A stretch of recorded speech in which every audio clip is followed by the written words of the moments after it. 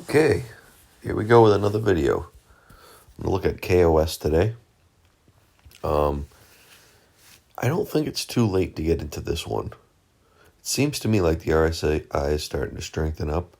We've broken out, so if it was me getting into this, I would wait for another retest of a triangle I'm going to show you. I actually loaded some bags at 96 cents.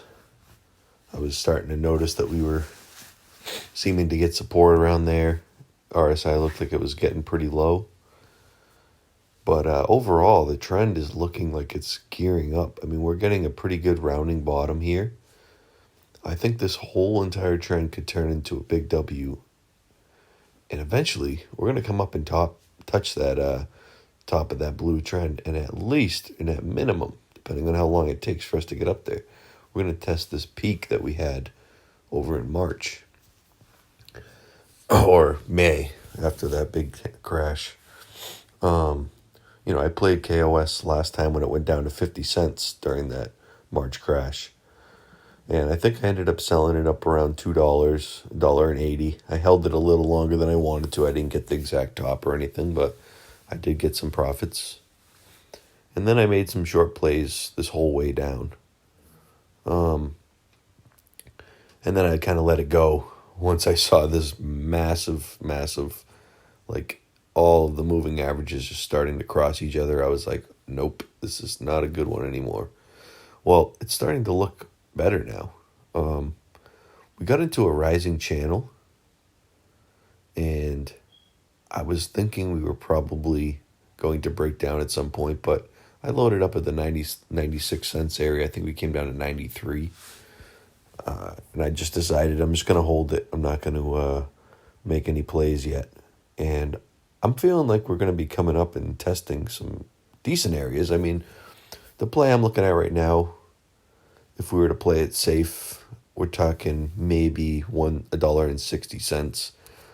So I know it's only at $1.30 now, but if you buy enough shares, a 30-cent move isn't too bad. And overall, over the course of the next 4 or 5 months, we could be up in the $3 range.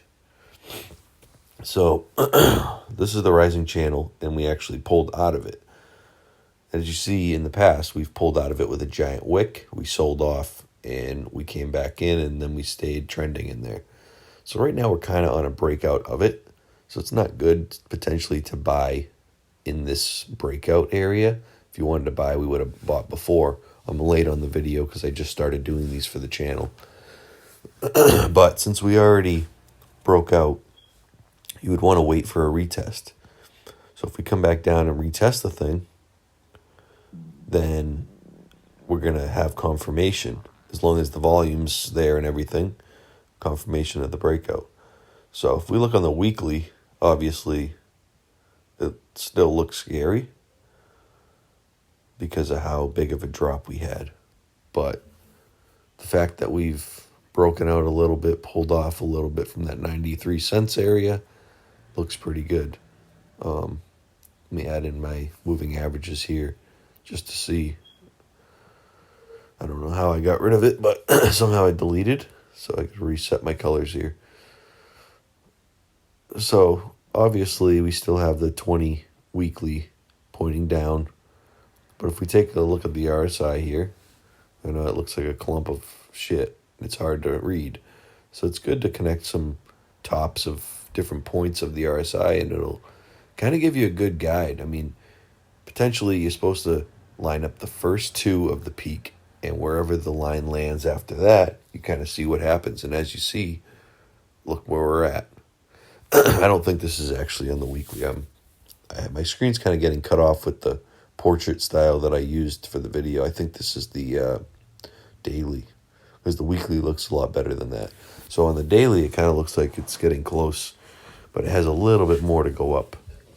But that volume candle that we got right here is insane. Like, that matches a lot of these other points of these run-ups. I'm not even going to say bull market, but this last 7 or 8 green candles we got a giant candle, like volume candle like that, which, a lot of people probably bought that breakout, to be honest. So this fib retracement I'm going to do, it's probably not going to show us anything really good yet because we're still in this golden pocket area. But as you see, the 0.236 is at around $2.20. So, I mean, that is a definite possibility. So, it's at $2. So I ended up having to move it a little bit, so I'm actually off on that now that I'm looking back. But $2.20, I would keep an eye on that area if you're going to hold for a longer term. But we have support right now in the 50, which is the red line. So we could come back and test that for support as well. So as we take a look at the RSI right now, you can see we're definitely getting up there. I don't see any bearish divergence coming in.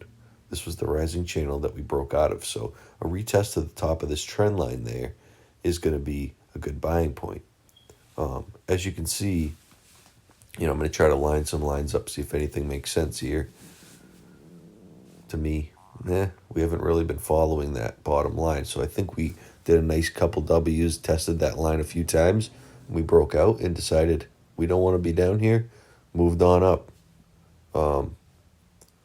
That's another potential point of support there. It seems like we've caught in that quite a bit, but it seems like you either tested and break up or you tested and break down. So it doesn't seem too helpful to me. But this here, if you see this triple support bottom, triple bottom right here, that's showing that as many times as we tested that support, it was a big support line. So that's something key to watch.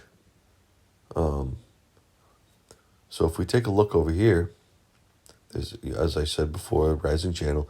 So the bottom of that rising channel, which is almost in confluence with that 20 daily moving average, the yellow line, looks like it's around $1.17. Let's just try to see if we can find one more possibility here to give us a little more idea of a bounce area. Yep, so there's the top there. We tested that a few times, got rejected, came back down. So now we broke out of it. So that's a pretty good sign. Like I said, we're going to come back and test that out for sure. Excuse me while I screw around a little bit more. Get rid of some of this stuff, clean it up so it doesn't look like a giant grid. All right. But this thing's definitely looking good. Where you can get your position in, that's really what it comes down to. If I can get more at $1.17, $1.16 area, I'm definitely going to grab some, no doubt about it. This one, I believe we're on the 4 hour now. We've been having a good run up here. You can see that we already got the golden cross there. The yellow crossed the 50, and we have the green crossing up above the blue. So that's the 200, or the 100 across the 200. So, I mean, this thing has been, all the moving averages have been converging for a little while. So I've been watching this, and which is why I ended up buying in. I've been watching this thing like a hawk. I really don't like this portrait style that I have set up on the screen because you can't see anything below or above that I'm doing. So that's kind of weird. Maybe I can change it mid-video. But needless to say, what I'm doing right now that's hard to see is I'm trying to find a possibility of a top.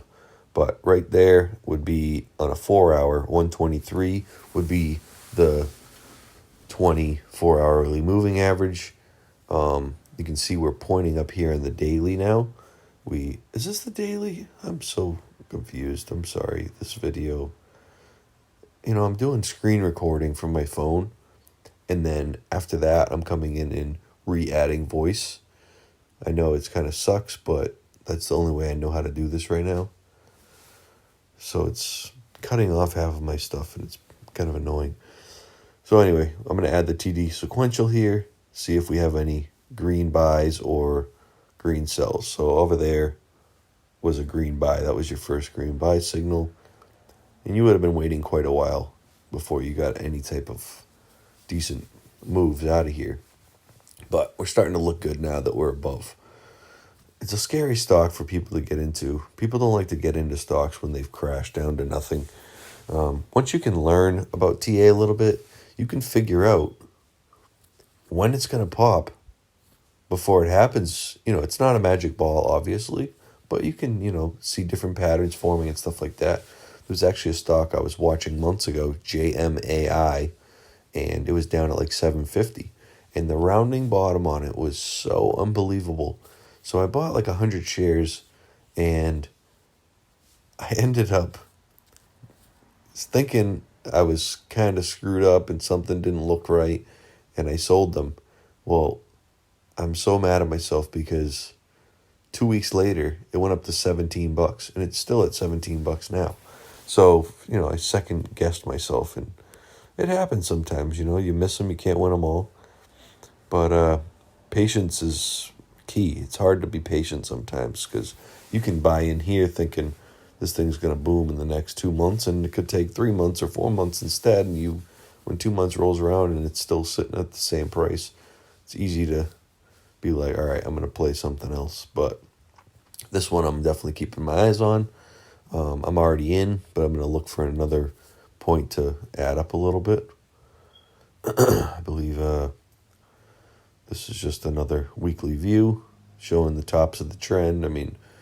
Oh yeah, the 288 was kind of in confluence with all the other highs that we've had. So the RSI here, we're starting to touch that trend.